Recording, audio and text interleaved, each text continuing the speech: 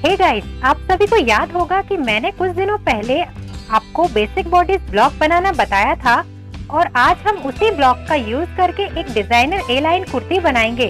तो I hope आप सभी अपने अपने नाप का बेसिक बॉडीज ब्लॉक बना चुके होंगे और यदि आपने नहीं बनाया है तो उस वीडियो की लिंक मैंने डिस्क्रिप्शन बॉक्स में दी है, तो आप उसे देखकर किसी भी साइज का बेसिक बॉडीज ब्लॉक रेडी कर सकते हैं। तो चलिए बेसिक बॉडीज ब्लॉक की हेल्प से कुर्ती बनाना स्टार्ट करते हैं। नमस्ते दोस्तों, आप सभी का मेरे चैनल में एक बार फिर से स्वागत है। यहाँ पे मेरे पास ये कपड़ा है जो कि अलग अलग टुकड़ों में है। तो ये एक बड़ा पीस है जो कि लगभग 1.5 मीटर का है और इस तरह से ये एक बार चौड़ाई में फोल्ड किया गया है और 4 मीटर की ये लंबी पट्टी है जिसकी चौड़ाई 10 इंच की है और इसी प्रिंट का एक छोटा टुकड़ा भी है। तो ये सब जो टुकड़े बचे हैं, ये मैंने एक ड्रेस बनाई थी, उसमें से ये इस तरह से कपड़ा बचा था क्योंकि कपड़ा ज्यादा था तो इतना बच गया था, तो अब मैं इसी का यूज कर रही हूँ। दोस्तों मेरे पास ये एक ही प्रिंट के अलग अलग टुकड़े हैं, आप चाहें तो अलग अलग प्रिंट के भी कपड़े यूज कर सकते हैं इस कुर्ती को बनाने में। तो अब मैंने इस कपड़े को एक बार चौड़ाई में और एक बार लंबाई में फोल्ड करके रखा है। तो इस तरह से कपड़े की 4 लेयर है। तो यदि हम इस तरह से कुर्ती कट करेंगे तो इसकी जो लंबाई है वो काफी कम निकलेगी। तो अब मैं आपको एक दूसरा तरीका बताऊंगी जिससे कि कुर्ती की लेंथ 5 से 6 इंच बढ़ जाएगी।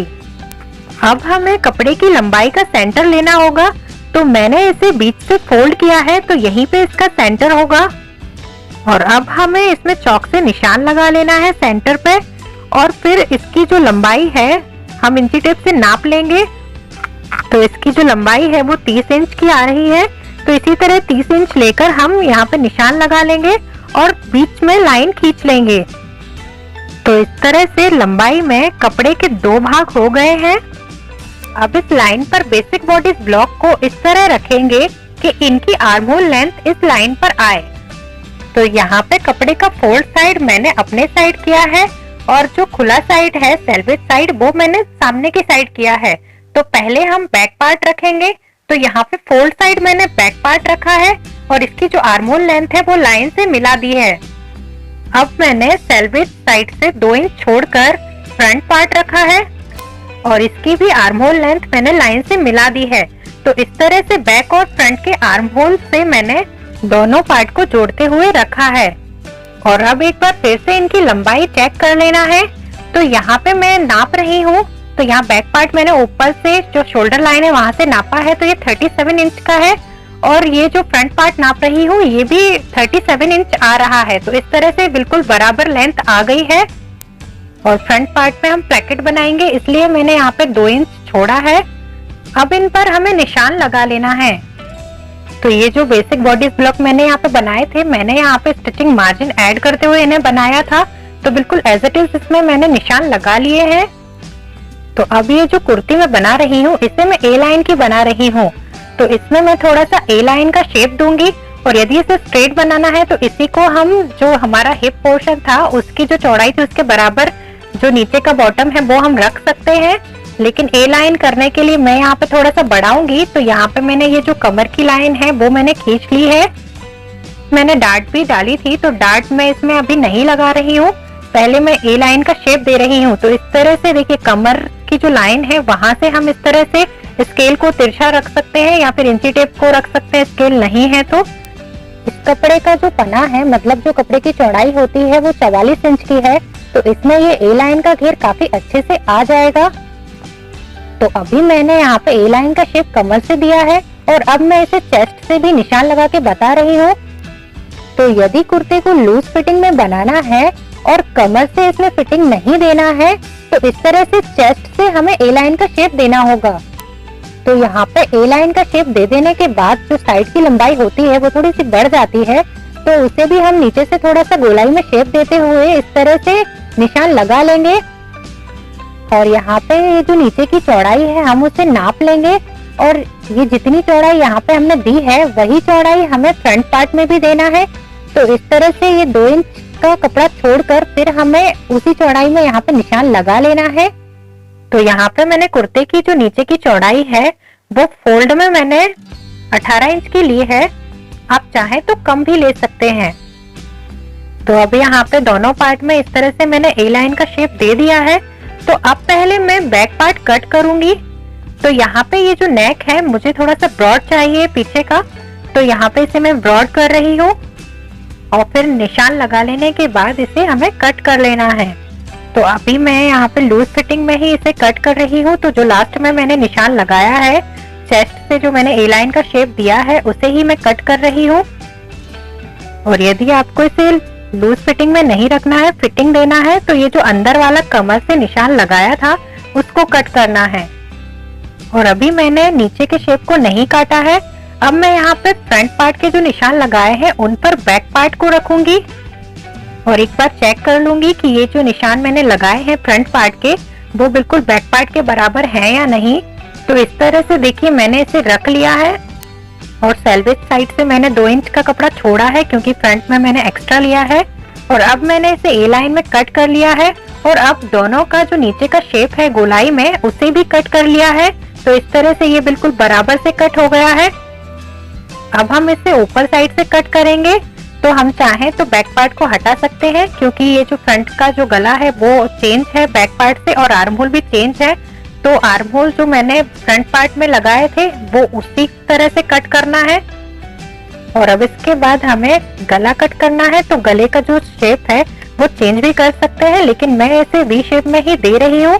तो ये जो एक्स्ट्रा कपड़ा है उसे हमें नीचे की साइड फोल्ड कर लेना है क्योंकि जब हम इसमें प्लेकेट बनाएंगे तो ये कपड़ा कम हो जाता है यदि हम इसे कट कर लेते हैं वी शेप में। तो इस तरह से या तो हम इसे खोलकर इस तरह से ऊपर की साइड तिरछा करके कट कर सकते हैं या फिर फोल्ड करके भी इसके शेप में ही कट कर सकते हैं।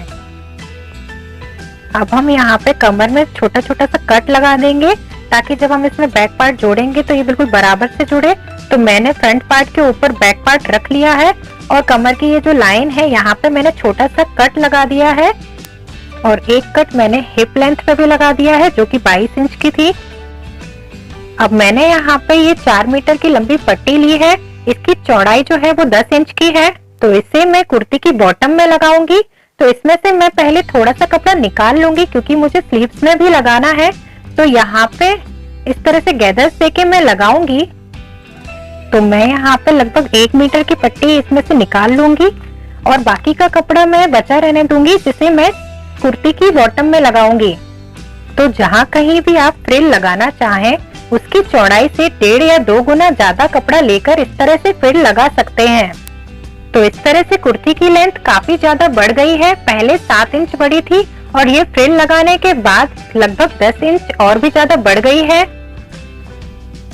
अब हम यहाँ पे नीचे की फ्रिल में सेंटर में कट लगाएंगे ताकि जब हम इसे जोड़ेंगे तो इसमें आसानी होगी। तो पहले मैंने यहाँ पे बीच में कट लगाया है, उसके बाद इसे फिर से फोल्ड किया है, 2 इंच का कपड़ा छोड़ दिया है जहाँ से ये खुला है और उसके बाद फिर से सेंटर में कट लगाया है। तो इस तरह से ये हमें 4 निशान मिल जाएंगे। जब हम इसको जोड़ेंगे कुर्ती में तो बहुत ही आसान हो जाएगा इसको जोड़ना। अब हम स्लीव्स कट करेंगे। तो यहाँ पे ये सब कपड़े हैं। तो ये जो मैंने बॉटम वाली फ्रिल में से निकाला था ये वो कपड़ा है और बाकी के ये जो साइड में से बचे हुए कपड़े हैं। तो पहले हम यहाँ पे स्लीव्स का ऊपर का भाग कट करेंगे। तो यहाँ पे मैंने इसको 4 लेयर में कपड़ा रखा है और मेरे साइड मैंने इसका फोल्ड किया है। तो इसकी जो लंबाई है वो 7 इंच की है और चौड़ाई इसकी 10 इंच की है। अब हम ओपन साइड से नीचे की तरफ 4 इंच पर निशान लगाएंगे और फोल्ड साइड से इस निशान को मिलाते हुए तिरछी लाइन खींच देंगे। अब इंची टेप फोल्ड करके इसका मिड पॉइंट लेना है और मिड पॉइंट पर 1 इंच ऊपर की तरफ निशान लगा के आर्म होल का शेप दे देना है। अब इस आस्तीन का बॉटम राउंड 14 इंच है तो उसका हाफ लेंगे। तो यहाँ पे मैंने 7 इंच लेकर निशान लगाया है और 1.5 इंच मैंने इसमें एक्स्ट्रा मार्जिन ले लिया है। और अब जो आर्म होल राउंड है वो 16 इंच का है तो उसका आधा हुआ 8 इंच और मैंने यहाँ पे आधा इंच लूजिंग ली है और 1.5 इंच एक्स्ट्रा मार्जिन लिया है। तो इस तरह से पहले 8.5 इंच पर और 1.5 इंच पर निशान लगाते हुए नीचे वाले निशानों से लाइन खींचकर इन्हें मिला दिया है। अब ऊपर साइड सेंटर में एक छोटा सा कट लगा देना है और फिर फोल्ड को खोल लेना है और फिर जो हम आगे के आर्म होल में गहरा कट देते हैं उसे भी हमें कट कर देना है। अब हम इस स्लीव्स की बॉटम में फ्रिल लगाएंगे। तो जो मैंने 4 मीटर की लंबी पट्टी में से कपड़ा निकाला था उसे मैंने यहाँ पे लिया है और इसे भी मैंने 2 बार फोल्ड करके रखा है और इस तरह से मैंने इसको रखा है और सेंटर में कट लगा लिया है। इसकी चौड़ाई जो है वो 11 इंच है और इसकी जो लंबाई है वो 10 इंच है। और अब मैं यहाँ पे इसमें एक और फ्रिल लगाऊंगी। तो ये जो साइड से कपड़ा बचा था सेल्वेज साइड से, वो मैंने लिया है और इसमें से भी मैं 4 इंच लंबी फ्रिल निकाल लूंगी और इसकी चौड़ाई भी मैं पहले वाली फ्रिल के बराबर रखूंगी। तो यहाँ मैंने इसको 11 इंच की चौड़ाई में कट कर लिया है। इसमें भी हमें ऊपर साइड सेंटर में कट लगा देना है ताकि जब हम इसमें स्लीव्स में फ्रिल लगाएंगे तो बहुत ही आसानी से ये जुड़ जाएगी। अब हमें दोनों फ्रिल में ऊपर की साइड गैदर्स डाल लेनी है। तो धागा खींचकर जिस तरह से हम गैदर्स डालते हैं उसी तरह से हमें इसमें गैदर्स डाल लेनी है और इसे हमें स्लीव्स की जो बॉटम है उसके बराबर कर लेना है और इसमें स्लीव्स की बॉटम में भी हमें सेंटर में कट लगा देना है और सभी फ्रिल को इसकी बॉटम के बराबर कर लेना है। तो दोस्तों अब इस कुर्ती की कटिंग पूरी हो गई है और नेक्स्ट वीडियो में मैं इसे आपको सिलना बताऊंगी। और यदि आपको ये वीडियो पसंद आया है तो आप इसे लाइक कीजिए, चैनल को सब्सक्राइब कीजिए और इसे अपने दोस्तों के साथ शेयर कीजिए।